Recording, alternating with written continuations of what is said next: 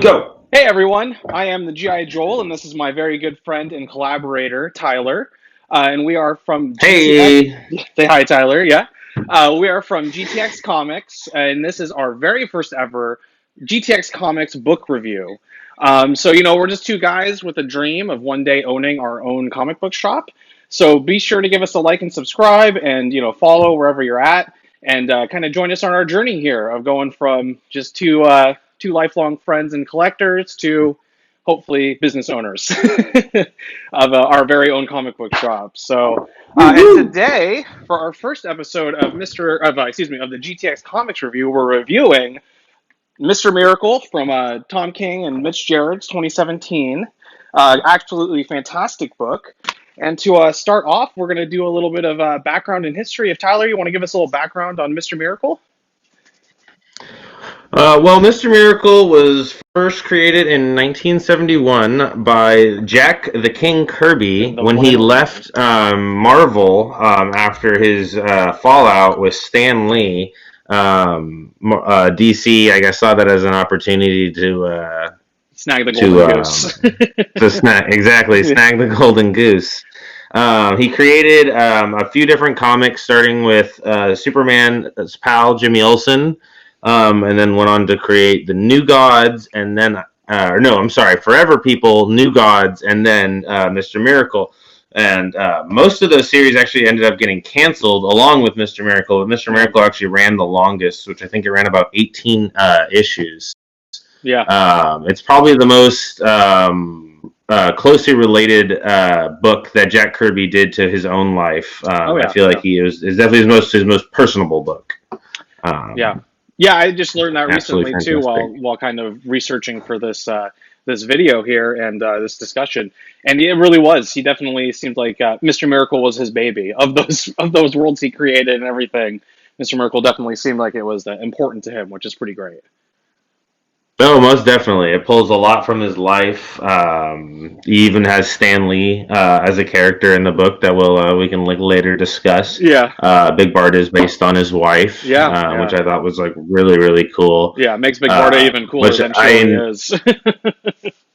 I don't know if it's saying too much too early, but it's one of my absolute favorite comic book couples, and it really their love really shows through in most of their stories, and I think it's like a big help a big help of that is attributed to Jack Kirby's writing it based on his own relationship, his own definitely marriage. Definitely, it's a comic book relationship that has lasted through the ages. I think even in all the reboots of the DC universe and everything, they're still together after all these years. People always want that. Yeah, because they are the definition of like a relationship goal, right?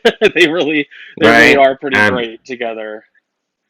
That's what I definitely felt after reading Mr. Miracle. You know, I was like, well, I definitely have something to stand up against now. Yeah. Well, yeah, that's. And then let's talk a little bit about the creative team behind Mr. Miracle. We have Tom King, who I know is one of our, kind of joint personal favorite writers, and then his longtime collaborator, Mitch Gerads. Tom King has written a lot of other great books. Gerads. I want to say Gerads. It's Gerads. Mitch Gerads. I have been saying Gerads for the longest time, and then I just heard it, after this whole week. I was like, oh, it's Gerads. Oh, it's Gerads. I've been mispronouncing that this whole time. Getting ready for it, everything, and find out in one of these research topics. Mitch Gerads, and they've worked on some other books together. I know the Sheriff of Babylon was Tom King. He was one of his big popular books. That's actually, I think, getting turned into a show. And then there's and then they also worked on Batman in between the two. Just like a few, I think it was in the early teens of Tom King's run, and then he later does a really awesome Professor Pig issue. But I think that was after Mr. Miracle. Yeah. So they've done some other works together. I think they're working on Strange Adventures together, right? They're working on that one. Strange Adventures, with Evan Shaner, who's another one of my favorite artists. They're truly an amazing team. They complement each other extremely well. I believe Mitch Gerads. I don't know if he had done all that much before this. I know he was on the Punisher with I think it was Joel Edmond or Ian Edmonton. Mm-hmm. I cannot remember the writer's name for the life of me. He Yeah. was a very like militaristic writer. He had written like 5 or 6 other military books, Mm-hmm. which is why I think he got the Sheriff of Babylon, Mm-hmm. which actually used to be called the Sheriff of Baghdad. I guess they changed the name like halfway through it, Babylon which I thought sounds was cooler. interesting. Right. Sheriff of It's Babylon definitely sounds less. a lot, It's definitely less controversial. yes, probably. yeah, probably. And it does. I mean, I would definitely read Sheriff of Babylon because that's just a cool sounding book versus Sheriff of Baghdad. It Right. sounds more like, oh, this is going to get real. But yeah, no, so yeah, that one's based off Tom King's experiences as a CIA operative, you know, because he's Yeah, he was a CIA operative for like I think 5 or 6 years. Yeah. Which is Counterterrorism. crazy to me to think that he was that he was stationed in Afghanistan and Iraq, and then he came back and wrote comic books. I would say based solely on this book, being about largely about PTSD and dealing with trauma. I can only imagine what he did actually went through or seen. Yeah, no, for sure. And listening to interviews and stuff with him, you can definitely get an idea. You can really feel his personality and some of his emotions and everything through this book. It really is his voice coming through really strongly on the pages. After having watched the interviews and things with him kind of in preparation, he definitely shines through. And, they do, like you said before, work together great as a creative team because in the classic 9-panel structuring for Mr. Miracle here, and the images really do tell the story on many of the pages. There's, we'll definitely bring them up as we kind of get into it here of some of the more standout ones, I think, that I definitely still think about. They come up in my memory when I think of this book. And there's some other really great ones. They just really worked well together on this, and it created a fantastic read, for sure. Truly a lot of iconic images in this book. A lot of things that I would get framed on my wall. Yeah, for sure, man. Definitely. So yeah, let's do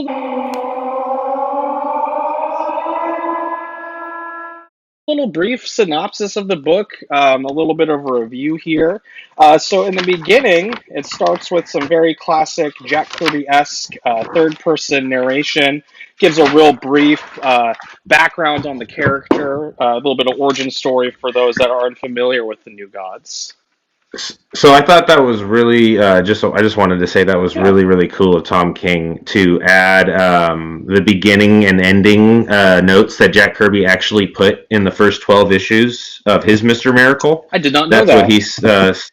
That's what he starts off each and every issue. Those last little ending bits are mostly Jack Kirby had written those. I think Tom King might have edited them, a few of them, but most of them are just verbatim the endings of the first 12 issues and the beginnings of the first 12 issues of the original Mr. Miracles. Well, that is very cool. I did not know that. So that makes the book even better. It just makes it even cooler that he paid homage on that one. So yeah, so after the origin, well, they really pay homage to like the source material. Yeah, they really do. Like in the best ways. Yeah, so I mean, so right after the opening kind of intro of the story, we get to a pretty graphic splash page of Mr. Miracle, or Scott Free, attempting to take his own life. One of the very few splash pages in this book. Yeah, copy, so I can go through this with you. But yeah, this is one of my absolute favorite panels in probably the whole book. It's one of the most jarring pages in comics that I've seen in a long time. I love the way that he uses the blur to create focus. Yeah. For the point of view and the perspective. It really sets up the rest of the book, I think, and it's just it is like you said, it's jarring. It's definitely pretty shocking to see, especially to see someone that's a new god, right? In such a low place, right? Which that's how Tom King likes his superheroes. He likes them down in the dumps and brought down to reality in a lot of ways.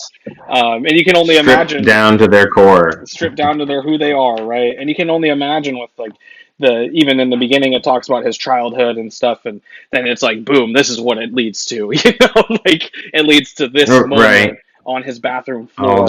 All that stress and trauma, it follows you through life. Yeah. You don't let go of it. Yeah, all those years, and it followed him, and this is what it led to.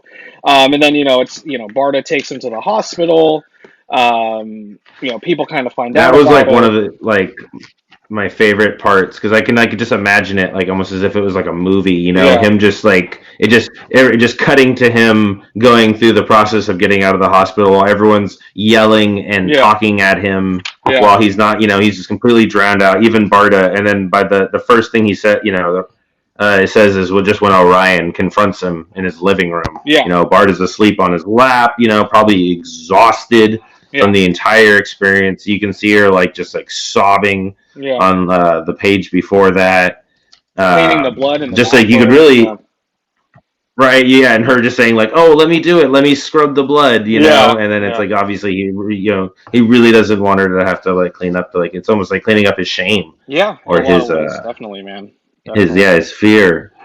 And it Um, that's when but we also no, start sorry. getting the kind of running theme of Darkseid is appearing on every panel, which is kind of like an overture throughout the whole book, and it appears more frequently the deeper we get into the Absolutely. story. And this is where it I love begins, like how right in this after the issue suicide. particularly, it starts increasing and increasing and Yeah, increasing until it finally is a full page. It has yeah, taken up and the it just entirety of explodes the at the page. end, and it's just Darkseid is. Um, Um, I really love that, especially in this issue. It just yeah, really sets the tone for the whole book. I mean, I feel like we could talk a whole podcast about just this first issue. yeah, It encapsulates the whole book so perfectly. yeah, and that's It the really basis lets of you it. lets you know what you're getting into. Yeah, and it's a really good overture for the whole thing. You get a whole idea of kind of what he's going for in his writing and what the story is that he's trying to tell from this very first issue, which is fantastic.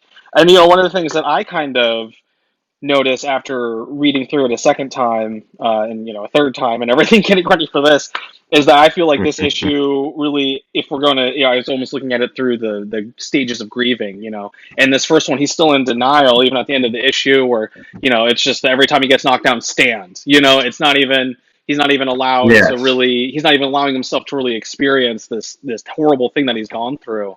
He's drowned out by the paparazzi. That leads to his brother, quote unquote,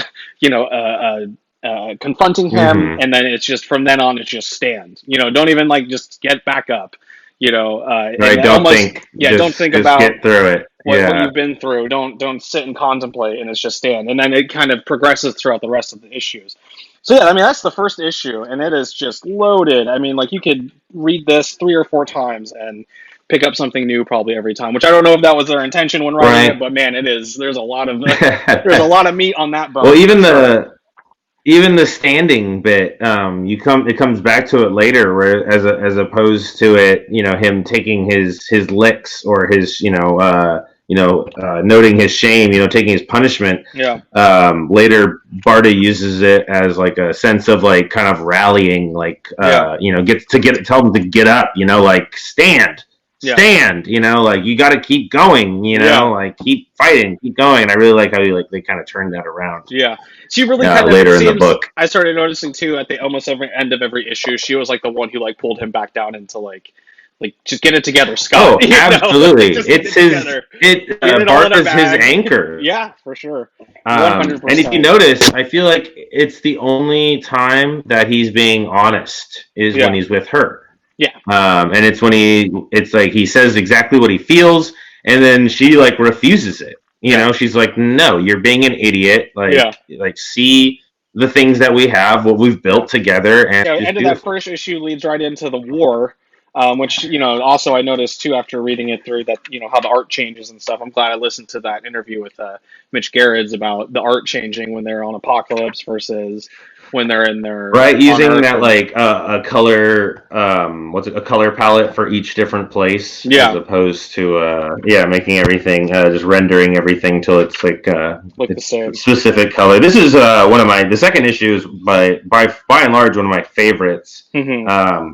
because in my experience with Granny Goodness has only ever been her being this kind of grandiose villain in for Mr. Miracle in the old Jack Kirby thing. So it was so much fun seeing her, be a villain to them, but then not having seen each other in so long that they kind of like lost the hate for her, Yeah, or at least Scott did.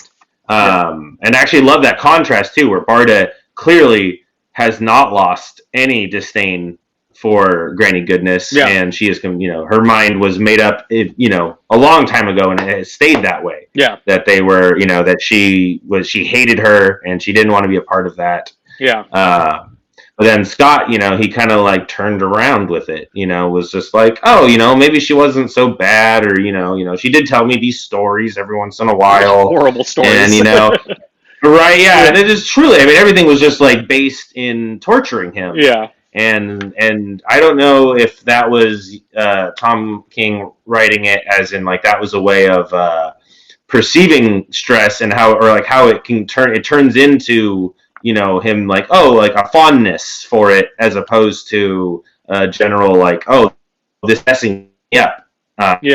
Opposed to, oh, maybe it wasn't so bad, or like, oh, I missed that, like a wanting for fondness. Yeah, when there was nothing to be fond about. Yeah, it definitely to me it came off more as at times he was being almost naive about the whole situation, but I really can't say that that's what it was. Like when you're looking at it, it seems more like the same kind of denial thing, or the same kind of almost bargaining, right? That's kind of, the second issue, the second stage, right? He was like bargaining with his memories of growing up in the X pit, being tortured. Maybe it wasn't so bad. Maybe it wasn't that bad. Maybe it's okay that, maybe she did care about us, whereas, Barda, who definitely does not suffer fools lightly and does not, by the end of the issue, she has no, she has no qualms about it. You know how she feels about it. She's definitely upfront with it, which just makes me wonder what Jack Kirby's wife must have been like, if this is what her character has been written as all these years. I think she was a take a no nonsense, and I think you see it illustrated in this book particularly is when she beats the hell out of Funky Man. That you're like, oh yeah, she does not care. She does not take any nonsense. I think she was Jack Kirby's like rock. She was his advocate. Like it was like a real proper partner. Yeah, and that's how they are. Someone who's gonna like she's they did what to you? I'm gonna go down there and I'm gonna kick their asses. Yeah, and it's not even like, no one does that to my man. In this issue where they don't even agree, but she still is there, just supports him and doesn't kind of wait. She's always there, and she's always there. But even this one, it's even their without spoiling anything, their last kind of gambit at the end of the book, their last play, as it will, Scott just pulls this crazy Hail Mary, and then she's just like, yeah, let's do it, I'm in. Yeah. Like an unwavering like devotion. Yeah. But, she is just completely in love with him. Yeah. And going back to the bargaining bit too, just kind of looking back over it again, even when they go into there to kill Granny Goodness and everything, he's almost going along with what she's saying. He's believing her, and it's almost like you can kind of get a glimpse of what it is that Scott is bargaining with, because she says these nice things to him while kind of telling him what she was, talking to him and sharing the conspiracy about the, Orion kind of losing it and everything. And you can see why he would bargain with that, I guess is what I'm trying to say. Right. Well, he clearly hates Orion. Yeah. He clearly hates Orion from very early on. But yeah, great second issue, and I think it does. I reading it again, like I said, you kind of pick up on the bargaining thing for myself, and see that being the second stage, the second issue. I don't know if that's absolutely, but fantastic. And then in the third issue, let me flip through this and kind of get a. Oh yeah, so third issue. I gotta say, Yeah. I do gotta appreciate in the second issue the 9-page spread of them going through the tents. The lines with the dashed line. I just got even though it's not technically a full page spread, I do love how they do sneak those in there. And those are pretty great. I know. I always thought those were brilliant. Yeah, I've always enjoyed that when I read it, and it's just such a fun little bit there. Now, the next issue, I got number 3. It introduces, not introduces, but it enters my absolute favorite New Gods character, the Forager. Yes. which For I brief wish they tragic did moment. a little bit more on. Obviously, they it's fine what they did, but man, he was one of my absolute favorite characters. When I read the New Gods for the first time, he was the most standout of all the characters. Yeah. Coolest costume. And they use him very quickly in this, tragically. Right, he is gone. Yeah. But it's that also damn light ray. Yeah, that damn light ray. But it's also interesting because it starts to meld the war back in with their normal kind of mundane lives on Earth, kind of dealing with the attempted suicide by Scott and dealing with just their relationship, and it starts to spill over a little bit with the war, and then once again, of course, Darkseid is. But this issue was great because it definitely kind of gives you the other kind of feeling that this is an in between the panels kind of story for these characters. That we're following them not just in the action, but in their regular lives as who they are as people. And I think that's one of the things I really love about this whole book is that. One of the first comics I've read where it's really an in between the panels kind of just mundane them eating brunch, like right, slice of life. A slice of life, if you would, of the characters, kind of having some, a fan want to take a selfie with them and everything like that, and it's just a great issue, and kind of that part of the story. What I thought was interesting, if you notice in the which I actually had to go back and look at the original Mr. Miracles as well. But I noticed it in the prelude in the beginning of the book when it gives you that little like stint history of the New Gods and like who they are and who Mr. Miracle is. You'll see the original Mr. Miracle because he's an escape artist who died. Yeah. And then Scott Free took over his job or the mantle of Mr. Miracle. Yeah. Anyways, but if you look at him, he looks frighteningly similar to Mitch Gerads. When he has a beard, which I thought was like, oh, he must, I wonder if that was a nice little test. But then when I went back to the original Jack Kirby stuff, albeit, damn, he looks exactly like that. The original Mr. Miracle looks exactly like that. And I also noticed Scott Free's beard grows in that same fashion, by the thing, which I got to appreciate. They have a great beard development throughout this entire book because he doesn't shave through the entire thing, and then you see it grow bigger and bigger and bigger. Great, and I don't know if this is also another personal thing for Kirby. I mean, Gerads and King, but they all wear comic book shirts in their Instagram pictures and stuff. All Scott Free wears is comic book shirts. Yes, which I thought was really cool. What's the first shirt he's wearing in this one? I think it's I know he does Green Lantern.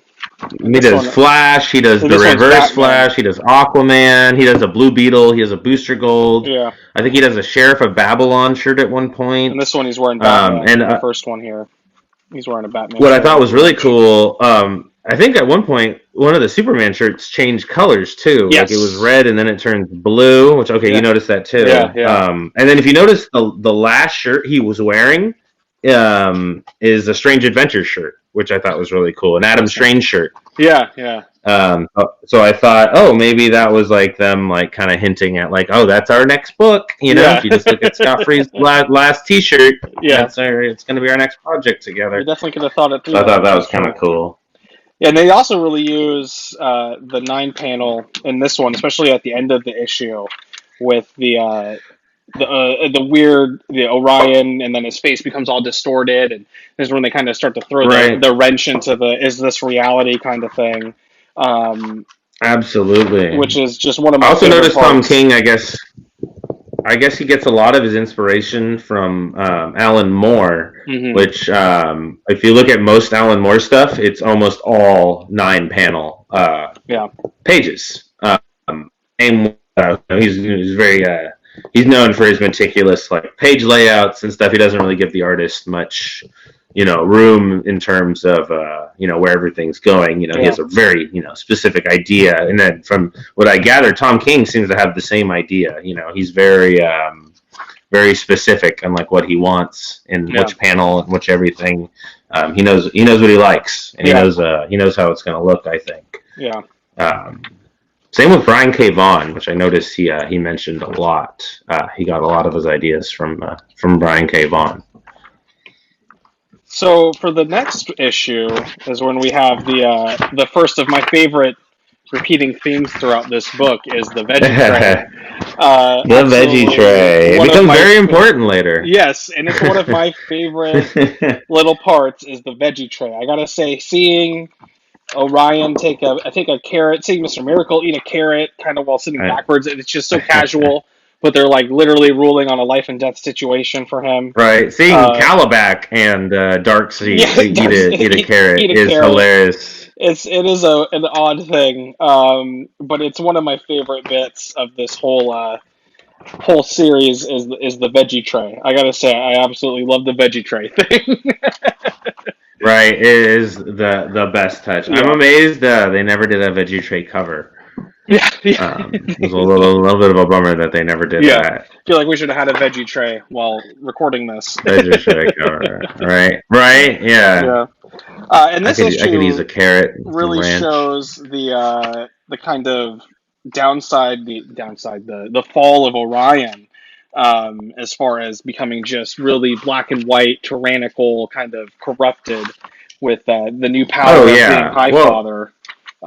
It's really he completely turned that entire conversation into guiding. He guided the whole conversation into accusing Mr. Miracle or Scott of being an agent of Darkseid, and that the anti-life equation. And this, honestly, this is what I had reading this month to month for me. I thought that was the answer of the book the entire time. Was just like, oh, he is battling the anti-life equation throughout this entire thing.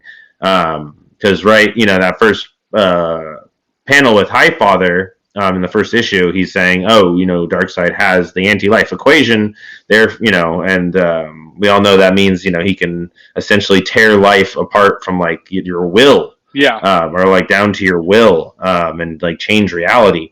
So I was like, oh, well, this is the anti-life equation in work. We finally get to see how it would work on somebody. What does it exactly do? Because you never see it in effect. You just really know that he wants it in too many comics. Right? Yeah, it's like, God, I really need that life equation, anti-life equation. But yeah, just a great story as far as that goes, and the. And when he's broken down crying. Yeah. And I thought that was a very vulnerable moment, and he's just crying in Big Barda's arms, and he's just saying, I know, I can't, like, this is terrible. Yeah. And then the next issue this also leads us into like another one of my favorite issues, of them just sharing the day together, and how that page where they're discussing the using a boom tube to get across LA traffic, and how it would like shatter reality, and she's like, well, I guess it might be fine. We won't use it. Just another slice of life, and this one definitely really dives deep into their relationship, especially the whole part with. I love it, once again, in that kind of 9-panel, you get a lot of the story just in the images of right after he wins her the giant Wonder Woman stuffed animal. And you can just see wins her, in quotations. Wins it for her. And then you just, Barda's face across those panels of just, kind of, you can tell she's just fighting back the tears in some of it. And it's really just a moving, and then even the whole part at the end where this for me, this little monologue by Mr. Miracle here talking about, I think therefore I am, and then the I am, his whole deep dive into that idea. Oh, the bit on the beach, where he's saying like, if you acknowledge, who God is, you'll and if you it ceases to be God. You acknowledge it. You see, I think therefore I am, and it rests upon the I am, because and I feel like that really carries throughout the rest of the book in a lot of ways. I feel like that is kind of what defines Scott's character throughout the rest of it, or at least that's what he's thinking. That's what he's thinking for the rest of it. That's why he doesn't try to, escape. That's why he's just dealing with everything, is because he takes that this is reality now. So which kind of plays into the whole, is he trapped inside the anti-life equation, Well, that kind of plays into what I thought was kind of like the general theme of the book, was that you have to, reality is something that you have to kind of like accept and live with. Yeah. And it's kind of like, it's what you make of it. kind of Yeah. thing. It's all what you make. I really think they played with the idea, especially the child at the beginning and at the end of the book, and which is one of the very few times they use the full page panel Mm-hmm. or the full page spread. And when they have him talking about the kid drawing God, Yeah. and how no one knows what God looks like, and they play into that joke with Oberon, and then again, like you said, with this, I think that's where this kind of ties into, and him kind of realizing that he's he is his own God. Yeah. He is, and then he does end up becoming DC's version of God. They very much, I feel like, heavily make the connection of being New Genesis being heaven and Apocalypse being hell. I mean, that's pretty over the top, and having Darkseid being it's very very on the nose. Yeah, I mean, they lay it on pretty thick. Jack Kirby. So I think that's a big part of it is him trying to become his own God, or just being your own God, or just being the master of your own universe, if that's a little bit more better way of putting it. And then the end of this issue is probably one of the best parts of all of the issues. Big my God, it's coming out. I don't want to spoil it. I can't help but say it. It's pretty attractive. Yeah. But when she's just like, "Stay," that whole bit where he's just fighting to saying like, "Well, if you want me to stay, just say something," and she's like, "No, like you have to decide. Like it's very important to me that you decide. Like I want you to want to stay. You know." But he's so ready, he's so complacent, and just being like, "Yeah, I'll go. It's fine. This is kind of what I wanted anyways. I don't want to be alive anymore. I want to escape. I don't want to be a part of this. I don't want to fight for New Genesis." So once again, kind of going back into the arc here, he's in a bit of a depression at this point, from bargaining to. Do you think Barda knew at that point? Knew that she was pregnant? Oh yeah, she had to have known, because within the next issue, I mean, that's like the whole basis. But I think that she definitely, maybe. Well, she they said 3 days. Yeah, so maybe she had just that would have been right at the moment. Yeah, and I think maybe who knows? Maybe that's why she comes out swinging. She just got back from taking a pregnancy test, and now she's ready to go. She's like, nope. Right, or that's why at the very last moment she was like, "No, you need to stay." Yeah, you need to stay. Like I need you. And then that's when we get to the next issue, which this one, as far as like dialogue goes, this is by far is my favorite issue. Easily one of the best. Easily my favorite. Yeah. I no problem. You get to see the arrow discs, which they don't ever mention, I think, in words. But you do see them a lot. Yeah, he just used them a couple of times, and I do got to say, at one point, I'm not sure where it is in the book, but just while I remember it, I have it in my head right now. They have that mention of she's just like, "Well, you're doing your tricks," and he goes, "It's not a trick." He's like, "I am legitimately escaping." Yeah. He's like, "I was in there, and then I'm not in there. Like, I escaped. Like, there's no trick about it." Yeah, I think that's He's like, "I escaped there." It's in one of these scenes. And I really love that bit, because in the old books, they would have like a full page of how he got out of his trap. You'd have all these gadgets that like got him out. Like mainly usually being the mother box. Yeah. It was very much like a Deus Ex Machina kind of device. Yeah. It was just like, oh well, thanks God I had this mother box that can do limitlessly anything. Yeah. But it was always this page, like, how does he get out of there? And then he has all these like James Bond-esque like gadgets and gizmos attached to his arm, or shoots like wool or something. But I always just thought that was a really nice little touch. That it was just like, oh, I can hear you way better. Okay, so they do kind of this whole talking about remodeling their condo while. Oh, I know the whole issue. They don't even, I think, like really mention anything else. Yeah, other than the remodel, the entire time. Of course, the big announcement of the pregnancy, which I thought was at the very end, because my wife and I, like right before I read this issue the other day, we're talking about a remodel that we're planning. We had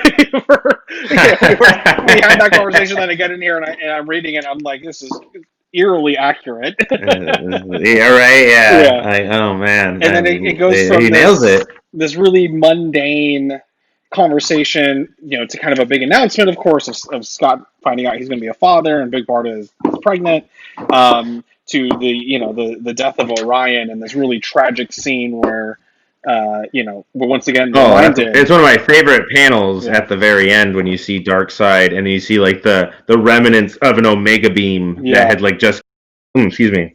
And then just Darkseid but yeah, is. Mitch Gerads' ideas of like, or his use of lasers in the first few pages, up until like the giant pit of sea monsters that they swim through. And then they end up using like one of their intestines to like climb over across, like a giant void, the endless pit, or whatever they called it. Oh my gosh, so cool! Yeah, the endless void or the forever void? Void. Yeah. And then their use of and then his use of white and black to like to display like them crawling through a vent or them going through like a room that's collapsing on them and getting shorter and shorter. Yeah. And each panel, it's getting like smaller and smaller and more white and more white. Yeah. To show like the negative space. Yeah. And then of course the 18 spread of Light Ray just getting his butt kicked by Barda. Pretty fantastic. Which I appreciate. I love it. Fantastic. Absolutely amazing. And then of course it goes into Scott. You can see his mood changing. I think he like smiles for like one of probably the first times in the entire book. Yeah. At the second third to last page. Yeah. He actually can smile. He's like, oh yeah, I'll get rid of those cigar boxes that Oberon had. Like, yeah, no problem. I'll do it. Yeah. Like at first I wanted, it was important to me for some reason before, but now like now it's not. Like he saw his priorities. Yeah. I love too, like right after he kind of tells him, he's just like still for about 3 or 4 panels, just in shock. Right. And then it's a pretty big bomb, and then it's like, yeah, no, we'll totally throw out the cigar. And then of course he finds out. Immediately after that, we have this big reveal of Orion's death, and now he, of course, having to ascend to the role of the High Father. And then it ends the issue. Then we get into the next one where we have them in the delivery room, which. When I assumed, this was probably the most relatable issue. Yeah, when I first read this book, it was it was right after my son was born, and then just like the 2 pages or so of them just sitting with like no dialogue. It's just like a page of them. Oh right, it's on the phone. On the mother box. They've talked about everything. You're just sitting. You're just sitting and wait because that's really. And then they tell you that the chair pulls out into a bed. And they're going to put this on her belly to hear the heartbeat. I heard ice helps. Maybe I don't know. You want some? Like we could try it. Yeah. Especially for a first time through, you're just like, I don't know what I'm doing. That. Yeah. where do I put my hands? I don't. And I think they do a great job in that whole part. And then he goes out to see the Furies, and they're just sitting. That's such a weird idea of them just sitting in a hospital waiting room. Waiting room, right? Yeah. Even they have a little love. You know? They're just like, well, she is our sister. Like we are. We're family, so I'm going to take care of her. This also had probably one of the most emotionally responsive parts in the comic for me. Was when the beeping stops. And then she freaks, or you can see like she is not panicked throughout the whole book, and then all of a sudden. You can see like her eyes are welling up, with water, with tears, and then the next panel they're like, "Oh no, it's fine," and then she wipes the tear away, and she's like, "I know, it's fine," but like you can, and then in the next page, her face expression doesn't change for 5 panels. Yeah, I mean in the whole page, she's just like you can tell it's like setting in on her that she's like, "Oh, I'm kind of scared," like she's. I'm about to go through this. It actually scares me. This is like fear in me, and I don't know. It's I thought it was a really like nice point for her character. Yeah, and then when they give them the blade that's been made out of Darkseid, they're like, "Oh, it's like I'm going to kill you with this later, but use it to help that baby." Yeah, they like think it's a trap. Talking about with Barda, they definitely do develop her character just as much as Scott throughout the whole story. Oh yeah, this book is a love story. It is, at its core. It's in a lot of ways. I mean, reading it, especially now knowing more of the history about the characters in relation to Jack Kirby's life and everything, you can definitely that's really the basis of the story is their relationship. You don't have a Mr. Miracle story without having Big Bart. No, you can't. It's one without the other. Yeah. It's like it's having Spider-Man without his suit. Yeah. or without Mary Jane, you know? It's Or just Batman like, you don't without do that. dead parents, you know? Yeah, exactly. It's a huge focal point in the story. Yeah, it is. They are each other's huge focal points, which is great. But definitely a great story, great issue with super real to the whole experience. And you notice in this one too, kind of just even looking at it now, it's funny that this is like an issue. This whole issue is kind of about them bringing new life. There is no Darkseid is until There closer to is the at one end. point. At one point Yeah. there is, and it's And like it's when only the fear that the child might yeah die. yeah It's that like impending, like, oh, we don't have another option, but this thing that we are suspecting that might kill the child. yeah Or kill somebody, or hurt them. yeah, and So that's they the had to only use it. time It was that there is that. a Darkseid is in there, which I I think thought that was was like kind of the beautiful moment was that like Scott hadn't felt any fear or insecurities or he didn't feel the trauma this whole issue. yeah He was so overwhelmed with like happiness and like fulfillment and I'm assuming panic, Yeah. but like in a healthy panic. yeah. And then in Like this healthy feeling. Tom King used, which I'm assuming this is issue 8, I think. But or 7. I think it's 7. What issue that was? He uses that issue. The Mr. Miracle fights the lump. Yes. In the original comics, So I really liked how they worked that in at the end. But he's just like, it kind of looks like a lump. Yeah. And I was like, I think they only did that, to like incorporate the dialogue, which I thought was nice. Yeah. When I learned that, I was like, oh, these are from the old books. Yeah. But yeah, anyways, the next issue, yes. Yeah. So then we get to see a new Genesis sniper rifle, which I thought was really cool. That was pretty dope. Right in the beginning there, and then it kind of bounced between the crazy war that they're fighting in with the mundanity of and the difficulty, another whole war of raising a newborn. Right. Two very stressful things happening at once. I can definitely see why they would juxtaposition those two with each other. Also, the cup that says "I am God." Yes, right, and he is basically big mention to that that bit we were talking about earlier. I think I love his new Genesis sword, which is really cool. It looks cool. like something out of what would be out of Tron or something. It looks so awesome. And looking too in one of the pages here, they really have the war on one side, and then the parademon on the other, and you can see that even having a child kind of speaks to the development of Scott, where they have like they're like, I didn't know had children. They had kids. Maybe it's just a small one. It's just a little baby parademon. It's something that he's like. It's like he's like, I didn't even think of this before. Yeah, it's not something that I wouldn't think of now until as me as a parent. And it does happen. It does change the way you look at it. I just thought that was so great, and just showing kind of a little bit of a development there into the character. And then they start that running gag about Batman killing babies. Yes, which I thought was really funny. They're like, wait, no, Batman kills babies. Yeah, Batman kills babies. Definitely, you can't put a Batman in the crib. And then we get into kind of the back and forth and between the war and the home front, and then into the next issue. It is them negotiating. This is actually one of my favorite ones too, just because all the when Calaback puts his glasses on, is like the funniest thing to me in the world, and he's just like, yeah, it's just an odd thing. You put my reading glasses on top of this table that's held up by prisoners. Unfortunately, I don't think it was meant to be funny at all, but I thought it was funny when he throws what he's using, like one of the new gods as a table leg, and then throws him against the wall. If you notice in like the table, he throws him against the wall out of like pure anger, but then Scott gets really shaken by that, which I thought was another point. But I was just like, wow, what an outrageous like a response to have. And then we get into and then there's that other great monologue where they're talking about the paintings, the Da Vinci story. Right? Was it Da Vinci? Oh, that was absolutely gorgeous. And then it also draws to the point, is the reality real? Like, does it matter if it looks so good? If it's so believable, like, does it matter? Yeah. If it's real or not? Do you need to escape it?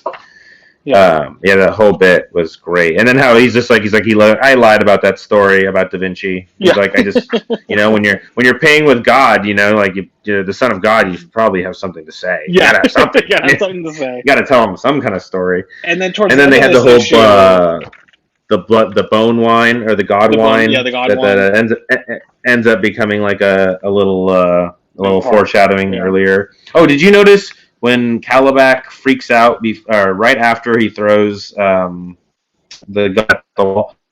They have this one panel where he's all blurred, and it's like I could have sworn that's actually like Kirby art and not Jared's art. Oh. Gerads, sorry. Yeah. But it looks so Kirby-esque to me. Yeah, I thought he the like over-the-top I don't know if he violence. actually illustrated that. And one of my Very favorite pages interesting. is actually in this one on page 223, them standing in front of the mirror of goodness and just showing all the Oh, and they scars see and all the scars Yeah. that they would have had if they didn't get the Yeah. surgeries when during Apocalypse. Yeah, that was a Yeah. beautiful scene. And they both Beautiful scene. Scott's crying, seeing all the pain. Well, it's like it's a beautiful moment where he's just showing he's seeing it's seeing all the pain that he's been through, all Yeah. the trauma. He's finally seeing it.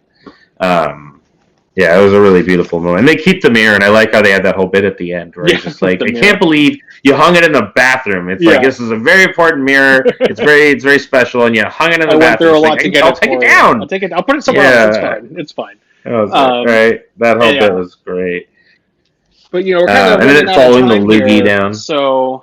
Oh no. Yeah, I mean, it was a good talk. I definitely think we really got into the issue and everything, and were able to really explore it. It's definitely a great book. Would definitely recommend to anybody that's watching this. You should definitely read Mr. Miracle. If you haven't already, it's definitely a great read. It's a good book. One of the best books I've ever read. Period. I think it's definitely up there. Fine issue. After rereading this, I don't know. It's become one of my absolute favorites. Yeah. It's just like it hits every note I could ever want in a book. Yeah, it really does. Made me laugh, made me sad. It's just made my jaw drop with how beautiful the art is. Yeah. It's just 10 out of 10. 10 out of 10 for sure. Definitely, if we're gonna do scores here, 10 out of 10. Mr. Miracle by Tom King and Mitch Gerads. Pick it up at your local comic book shop, wherever you get your comics. It's definitely a great book, a great read, and could not recommend it enough. Any closing words for us, Tyler? Anything else you want to throw in? Other than to follow us on Instagram and Twitter and Facebook. And I think I don't know, all our social media platforms at GTX Comics. We'll hopefully be doing more of these. If you guys have any recommendations or books that you would like to be reviewed, or feel is also really near and dear to you, as we did with this book, please let us know. For sure. We probably feel the same way. Leave it down in the comments. We'd love to hear it. Yeah, and there all the links to our social media and everything is in the description or of this video or in the caption. So feel free to check us out on whatever platform you're on. Look forward to speaking with you all again and talking more about comics. All right. Everyone have a great night. Have a great day. Evening.